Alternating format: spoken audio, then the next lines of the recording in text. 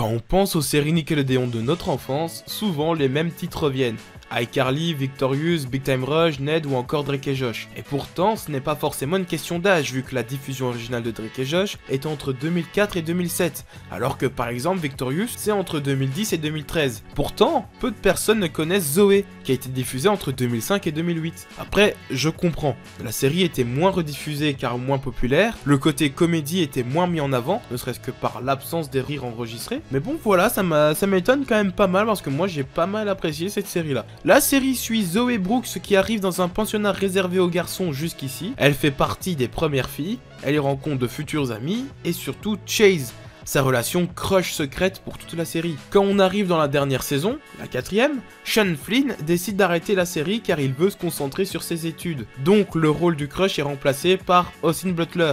Oui, ce Austin Butler, celui-là là. Aussi, les personnages de Logan et de Quinn finissent par se mettre ensemble, alors qu'ils se détestent. Ils décident de se cacher de tous, surtout de leur groupe d'amis. Et c'est donc dans ce contexte qu'on arrive dans le dernier épisode. L'épisode débute déjà par un spoiler. Special guest Sean Flynn. C'est-à-dire que, bah oui, Chase avait quitté la série pendant toute la saison 4, on l'avait pas vu. Et là, bah du coup, on sait qu'il sera dedans. C'est dommage parce qu'il arrive comme une surprise. Enfin, vous le verrez. Zoé est contente car elle va en vacances à Hollywood dans l'hôtel Chamberlain. Et oui, c'est bien l'hôtel de Megan dans le téléfilm de Drake et Josh à Hollywood. Voilà, pour la petite ref. Michael monte sa voiture à sa copine, sauf qu'il ne sait pas conduire. Alors, il doit apprendre. Sauf que lui, il ne fait pas comme tout le monde. Non, non, il va pas prendre des cours, etc.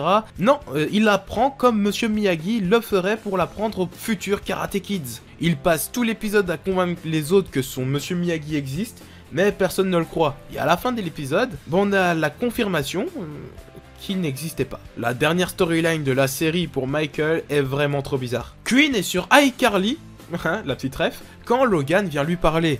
Il en a marre de cacher leur relation.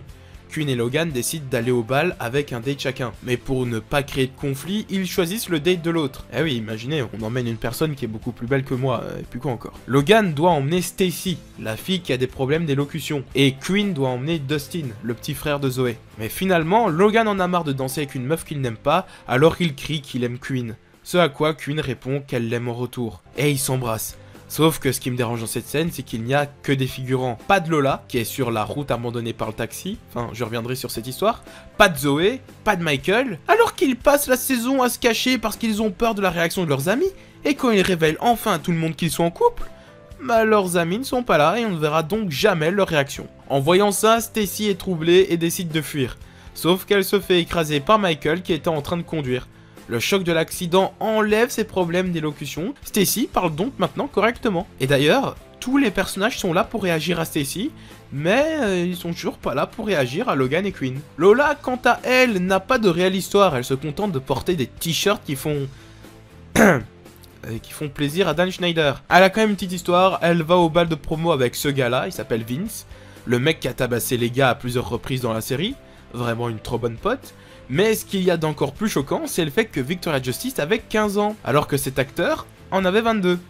Ouais, un petit peu glauque. Bref, Lola se rend au bal avec Vince en taxi, conduit par Dan Schneider lui-même, qui décide de se barrer parce qu'il décide de simplement démissionner. Et il abandonne les jeunes au plein milieu de la route. Et James offre un collier à Zoé en lui disant qu'il l'aime. Et Zoé se contente de le regarder. Et bref. Dit quelque chose. C'est gênant là! Ils finissent évidemment par rompre, Zoé est triste et préfère ne pas aller au bal. Elle reçoit un appel de Chase qui se trouve juste derrière elle, avec une perruque. Pour l'anecdote, l'acteur en avait marre de cette coupe de cheveux, mais contractuellement, la chaîne lui interdisait de se couper les cheveux parce que c'était une démarcation du personnage. Donc dès qu'il a quitté la série en saison 3, il s'est coupé les cheveux. Donc, perruque. Chase se casse la figure et Zoé lui fait remarquer que son bras est en sang, exactement comme leur toute première interaction. Et au bout de 4 saisons, enfin, les deux s'embrassent. Ils se retrouvent tous ensemble et dansent. Mais alors, pourquoi la série s'est-elle terminée? Il y a beaucoup de raisons. La première, c'est la règle des 65 épisodes. Je développerai dans une vidéo dédiée, mais en gros c'est une règle qui dit que chaque série ne peut pas dépasser les 65 épisodes. Elle a été brisée par la suite, mais au début des années 2000, elle était pas mal respectée. Surtout par Disney Channel, Nickelodeon pas trop en fait. C'est une technique pour pouvoir en permanence renouveler le catalogue, on va dire. Et surtout parce que les acteurs, peut-être pourraient vieillir, et donc, comme on cible des jeunes, enfin, de toute façon, on va y revenir. Et donc au bout de cette 4ème saison, on atteint justement les 65 épisodes. Comme je disais, il y a une question de contrat. Les acteurs avaient entre 15 et 18 ans au moment du tournage, donc la production savait ce qu'ils risquaient.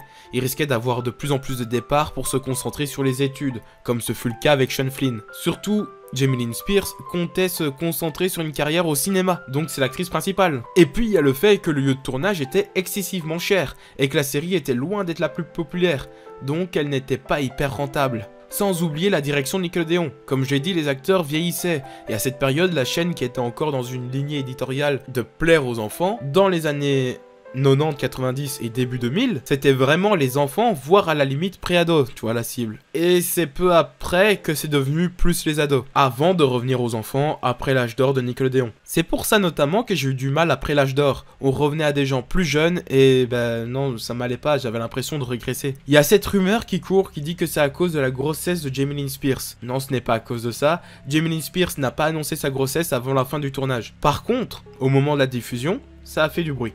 Tu imagines la jeune star d'une série pour enfants enceinte à 16 ans? Qui plus est la petite sœur de Britney? Donc pour éviter la mauvaise presse, Nickelodeon a réduit le coût marketing. Zoé a été un vrai terrain toxique en plus de ça sur le tournage, donc peut-être que ça peut aussi jouer. Jamie Lynn aimait se prendre pour la chef, vu que c'était sa série à elle et qu'elle était la sœur de la star numéro 1 dans le monde. Alexa Nicolas, qui s'est fait harceler par Jamie, elle l'a redit à plusieurs reprises. Et d'ailleurs, Dan Schneider soutenait Jamie Lynn. Et donc Alexa ne se sentait pas du tout soutenue et s'est même faite virer ensuite. Elle a eu du mal à se remettre dans l'acting par la suite. Christine Herrera, même chose. Elle s'est faite virer parce qu'elle était plus vieille que les autres. Et donc son corps se développait plus vite que les autres. Interdiction de montrer des formes sur Nickelodeon, virée. Avec le scandale de sa grossesse, Jamie Lynn a mal réagi face à cette situation et a préféré s'éloigner des médias pour se centrer sur sa vie de famille. Et d'ailleurs, tant qu'on est dans le deep, autant raconter cette anecdote, Matthew Underwood a également décidé de se retirer de ce milieu après avoir subi une agression sexuelle de la part de son agent, lui qui avait déjà été victime à 12 ans par le père de son ami. Alors, on ne sait pas si l'agression sexuelle de la part de son agent était pendant la production de Zoé, mais en tout cas voilà. Néanmoins, Zoé a fait son retour en 2024 dans le film Zoé le mariage, un film très particulier tellement que les blagues tournent uniquement autour du sexe. Mais donc en soi, les personnages ont une suite. Et d'ailleurs, j'ai dit, il y en a qui ont arrêté leur carrière, etc. Certains sont revenus pour ce film justement. Et on en reparlera peut-être en vidéo si vous le désirez. Dites-le moi en commentaire.